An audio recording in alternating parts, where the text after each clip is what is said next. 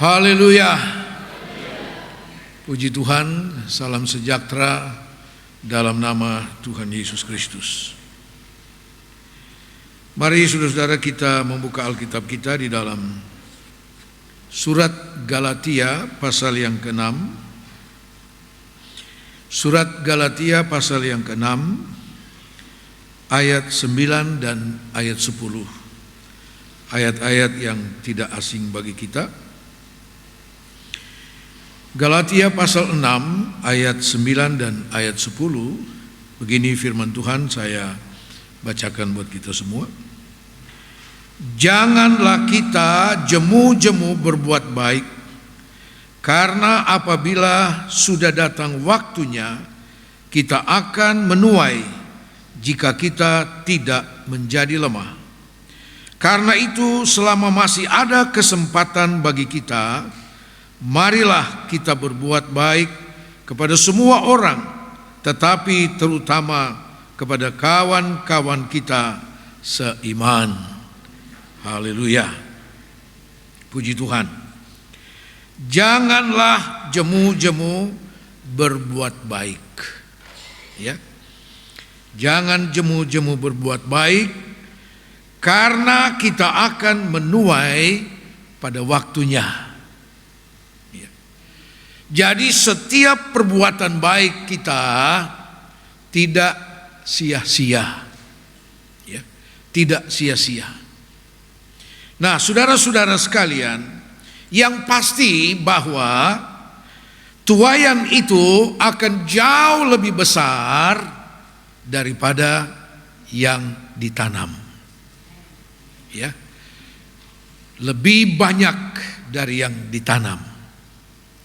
Tidak mungkin tanam satu butir jagung, hasilnya satu butir. Tidak ada seperti itu. Ya. Pasti jauh lebih banyak, berlipat kali.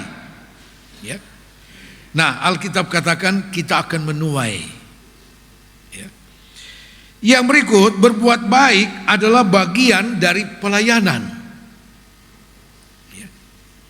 Surat Galatia ditujukan kepada anak-anak Tuhan.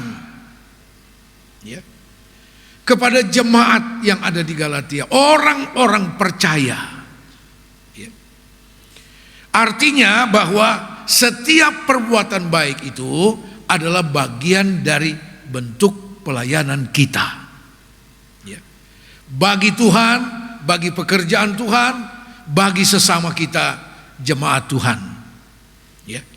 Nah, kemudian dikatakan selagi ada kesempatan bagi kita. Kesempatan untuk hidup adalah kesempatan untuk berbuat baik. Katakan amin. Ya. Kesempatan di sini juga berbicara berarti bahwa waktu yang Tuhan berikan kepada kita.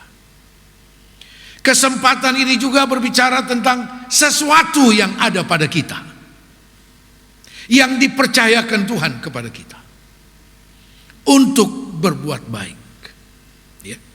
Nah, saudara-saudara sekalian, itu kira-kira beberapa poin tentang berbuat baik, ya, adalah bagian daripada bentuk pelayanan kita sebagai orang percaya. Dalam surat Titus, baiklah kita baca saja. Surat Titus pasal 3. Titus pasal 3 ayat 14. Titus 3 ayat 14, dan biarlah orang-orang kita juga, yaitu orang-orang percaya, belajar melakukan pekerjaan yang baik untuk dapat memenuhi keperluan hidup yang pokok, supaya hidup mereka jangan tidak berbuah. Ya. Bapak Ibu saudara yang diberkati oleh Tuhan, kita akan melihat contoh dalam firman Tuhan.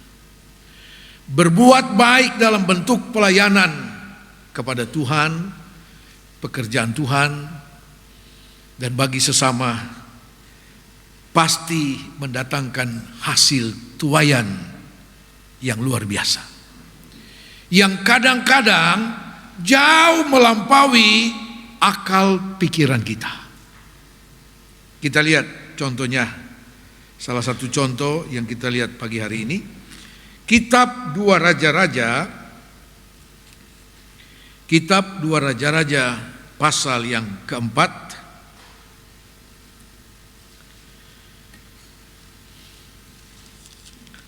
ayat 8 sampai dengan ayat 37, kita tidak baca sekaligus semuanya. 2 Raja-Raja pasal 4 ayat 8 dan seterusnya. Di sana diceritakan tentang seorang wanita yang tinggal di kota kecil Sunem. Ya. Itu kota kecil bagian daripada wilayah bangsa Israel. Nah, baiklah kita baca dulu ayat 8.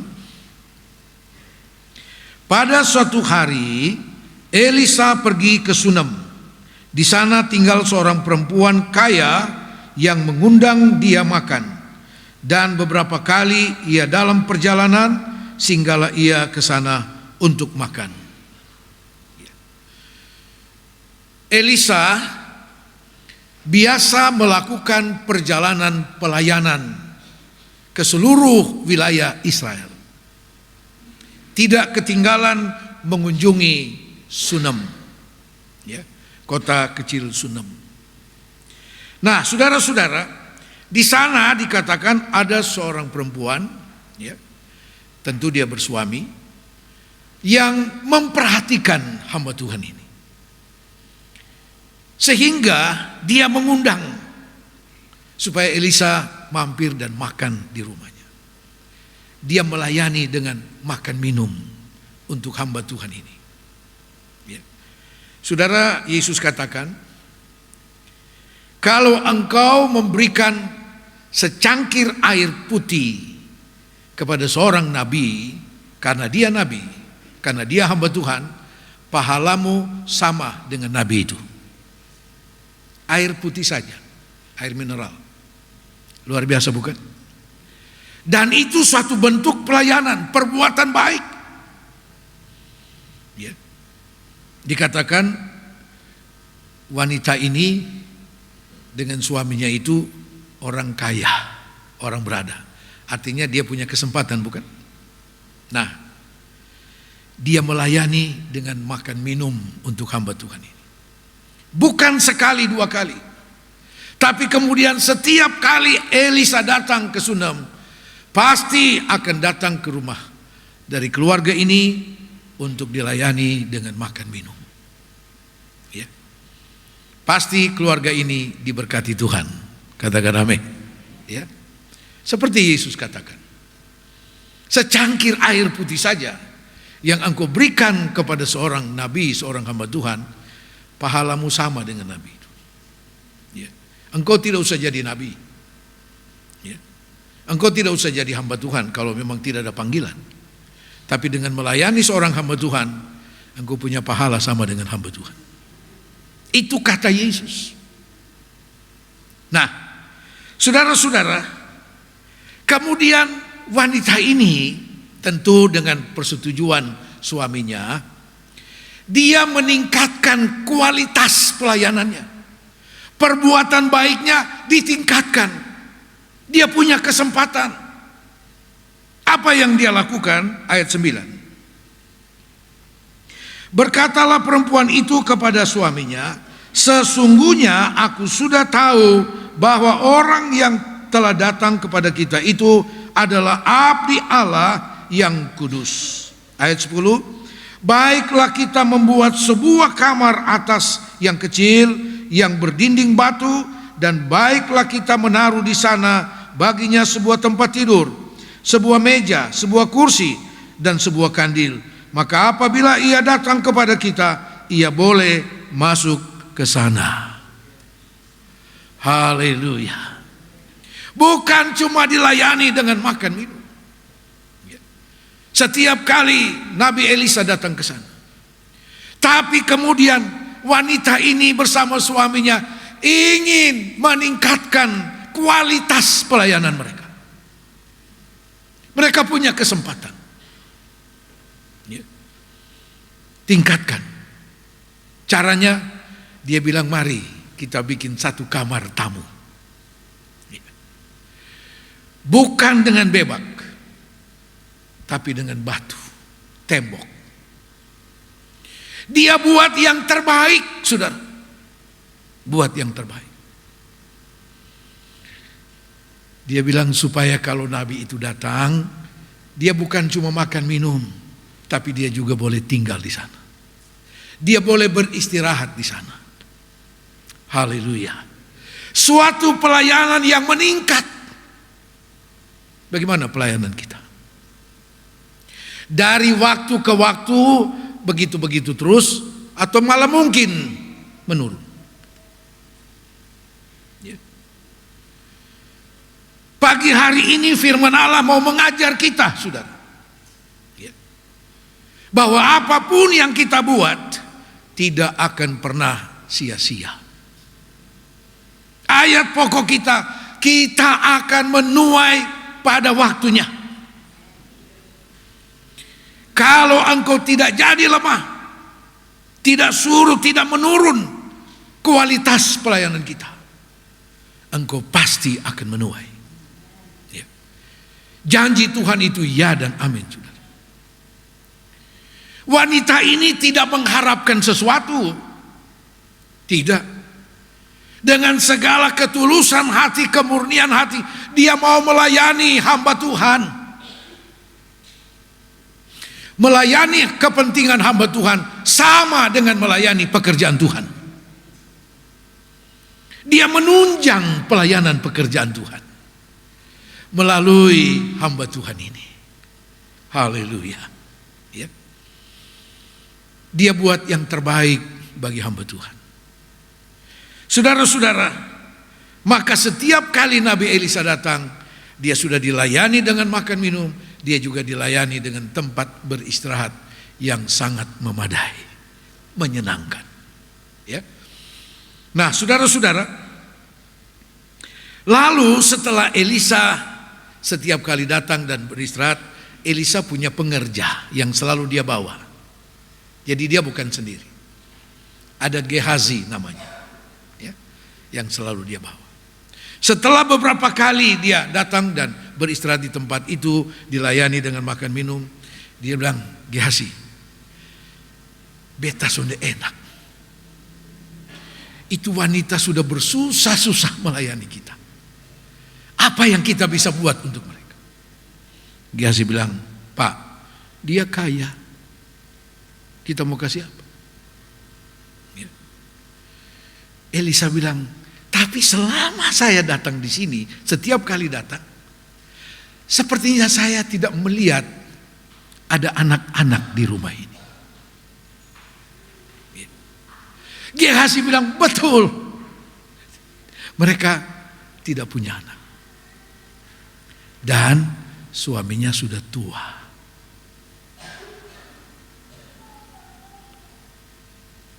Saudara, menghadirkan hamba Tuhan dengan segala fasilitas yang disediakan, Elisa telah membawa hadirat Tuhan dalam rumah itu.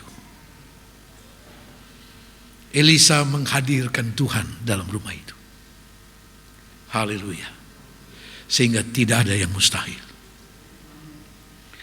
Begitu dengar tidak ada anak, waduh, Elisa bilang, panggil itu ibu.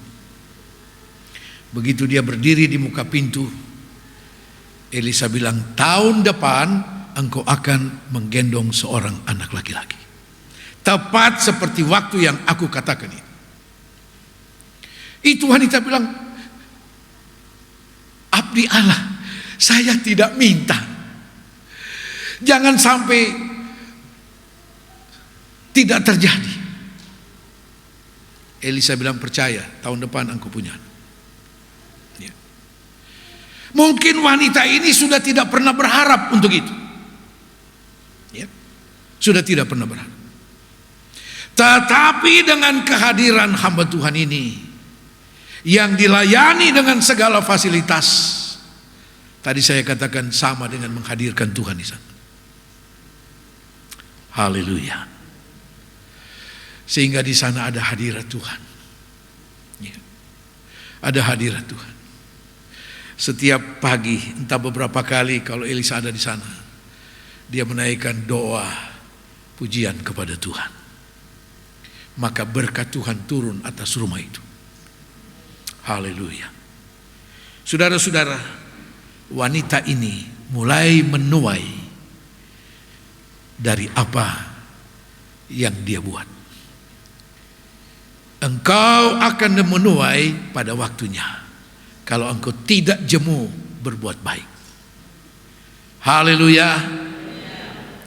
Kita harus tingkatkan kualitas pelayanan kita.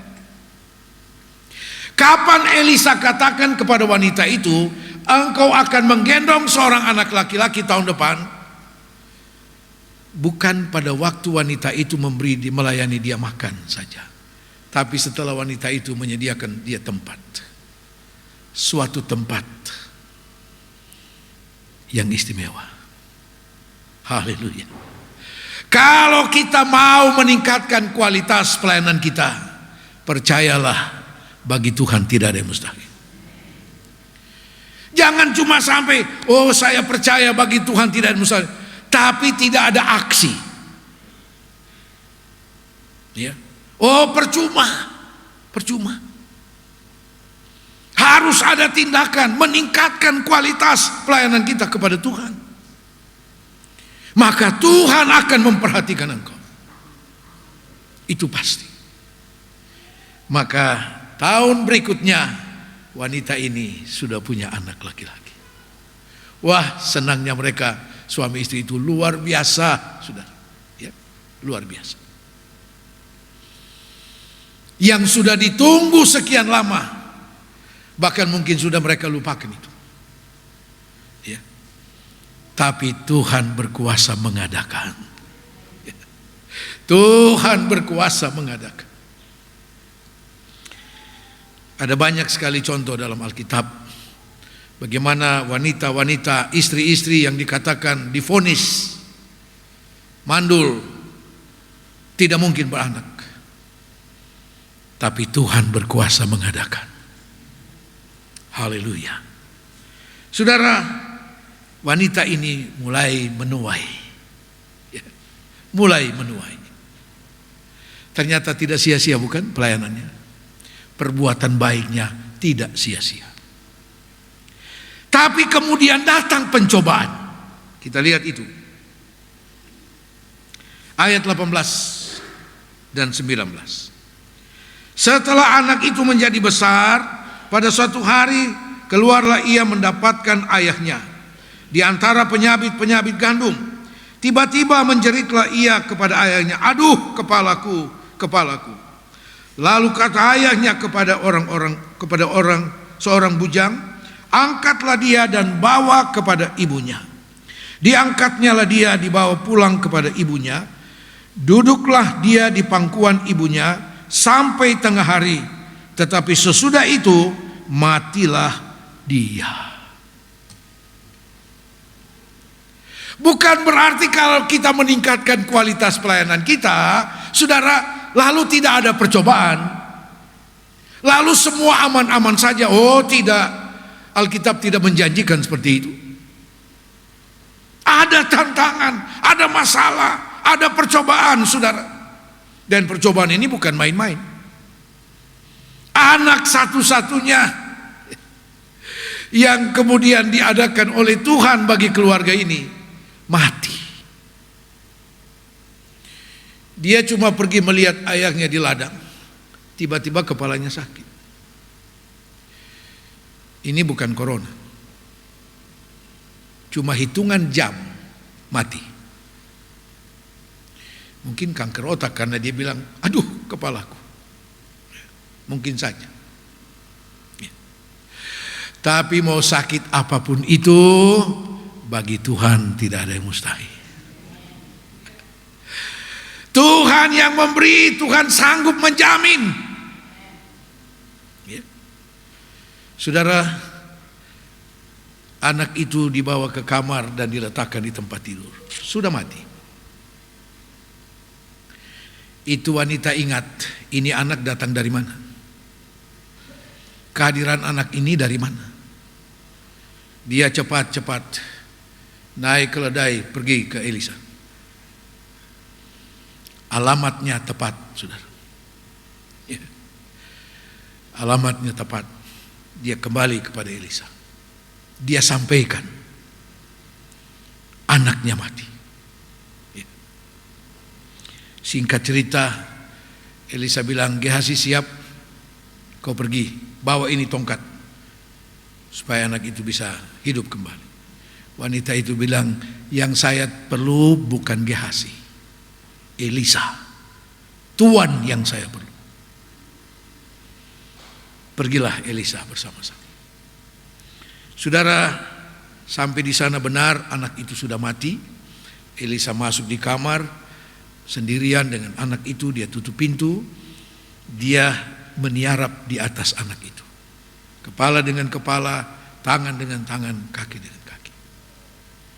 Saudara, Alkitab katakan, hiduplah anak itu. Haleluya. Hiduplah anak itu. Wanita ini kembali menuai. Katakan amin. Percobaan pasti datang. Ada tantangan, ada masalah. Bawa masalah itu kepada alamat yang tepat. Karena Tuhan yang memberi semua, bukan? Haleluya. Jangan pakai kemampuan kita sebagai manusia. Kita sangat terbatas. Wanita ini waktu anak itu sakit, dia sanggup, dia punya uang untuk cari dokter, dia tabib dan sebagainya. Tidak. Dia cari Elisa. Dia cari hamba Tuhan. Saudara-saudara, anak itu hidup kembali. Cuma 1 hari anak itu mati, tapi dia hidup kembali. Wanita ini kembali menuai melalui mujizat Tuhan. Menuai melalui mujizat Tuhan. Anak ini lahir dengan mujizat. Pencobaan datang, anak ini hidup kembali dengan mujizat. Haleluya. Wanita ini menuai dan menuai daripada hasil pelayanannya, daripada taburannya, perbuatan baik dalam bentuk pelayanan. Sudah, pelayanan yang kualitasnya ditingkatkan, bukan begitu-begitu saja. Cukup betul suruh kasih dia makan minum, weh cukup sudah. Tidak. Harus lebih daripada itu. Haleluya. Apa sudah selesai? Dia menuai. Oh belum. Pasal 8.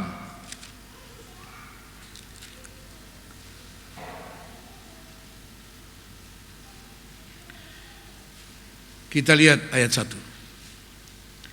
Elisa telah berbicara kepada perempuan yang anaknya dihidupkannya kembali, katanya, berkemaslah dan pergilah bersama-sama dengan keluargamu, tinggallah di mana saja engkau dapat menetap sebagai pendatang, sebab Tuhan telah mendatangkan kelaparan yang pasti menimpa negeri ini 7 tahun lamanya. Lalu berkemaslah perempuan itu, dan dilakukannya seperti perkataan abdi Allah itu. Ia pergi bersama-sama dengan keluarganya, lalu tinggal menetap sebagai pendatang di negeri orang Filistin 7 tahun lamanya. Saudara, akhir dari pasal 6 dan pasal 7 dari 2 raja-raja ini, terjadi kelaparan yang sangat parah di Samaria, di seluruh daerah orang Israel. Pada waktu itu Samaria dikepung oleh Raja Ben-Hadad dari Aram, sehingga tidak ada orang yang bisa keluar dari kotanya, dan mereka tidak bisa berbuat apa-apa, sehingga terjadilah kelaparan itu. Begitu parahnya kelaparan itu sehingga dikatakan Orang merebus anaknya untuk dimakan. Ya. Saudara, betapa sulitnya ekonomi kita belum sampai seperti itu. Ya. Belum sampai seperti itu. Nah, karena terjadi kelaparan itu, yang dikatakan pasti terjadi untuk seluruh negeri orang Israel. Elisa ingat, kasihan, ada itu keluarga yang suka melayani saya, ya, yang suka melayani saya, yang memperhatikan kebutuhan saya. Dia datangi, dia bilang bersiap pergi dari sini, sebab akan datang kelaparan, akan terjadi kesulitan, ada percobaan besar akan terjadi. Pergilah dengan keluargamu, untuk sementara menyingkirlah ke suatu tempat. Dikatakan keluarga ini berkemas, seisi keluarga berangkat. Tuhan selalu mengadakan jalan keluar yang terbaik. 1 Korintus pasal 10 ayat 13.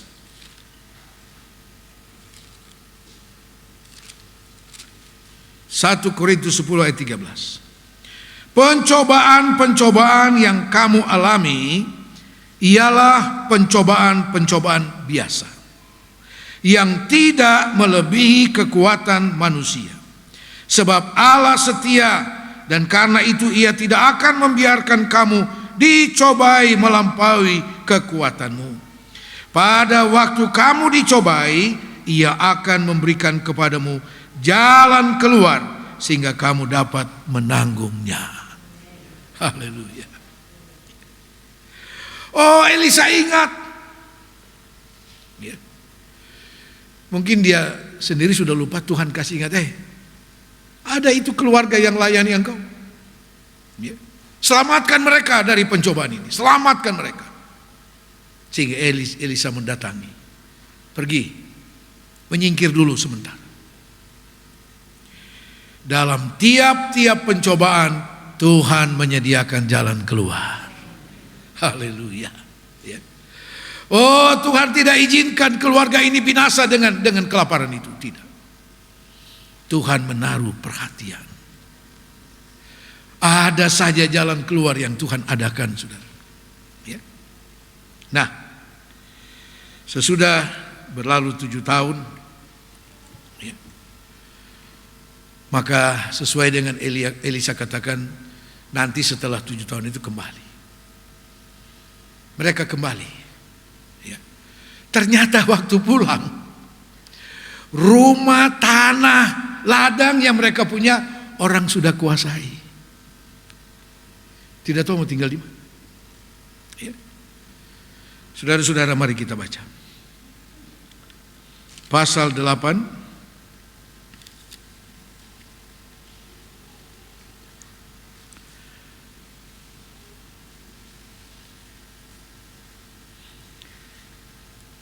Mulai ayat 3. Dan setelah lewat ke-7 tahun itu, pulanglah perempuan itu dari negeri orang Filistin. Kemudian ia pergi mengadukan perihal rumahnya dan ladangnya kepada raja. Raja sedang berbicara kepada Gehazi, bujang abdi Allah itu, pengerjanya Elisa. Katanya, cobalah ceritakan kepadaku tentang segala perbuatan besar yang dilakukan Elisa. Sedang ia menceritakan kepada raja tentang Elisa menghidupkan anak yang sudah mati itu, tampaklah perempuan yang anaknya dihidupkan itu datang mengadukan perihal rumahnya dan ladangnya kepada raja.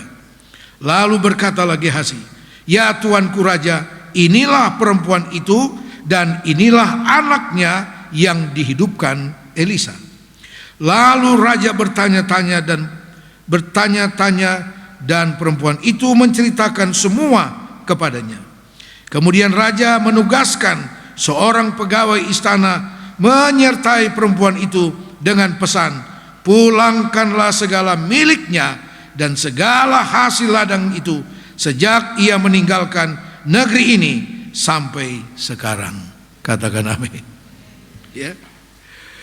Saudara, kalau kita melayani Tuhan, berbuat baik, bagian dari pelayanan kita yang terus kita tingkatkan, tidak ada satupun yang akan hilang dari kehidupan kita.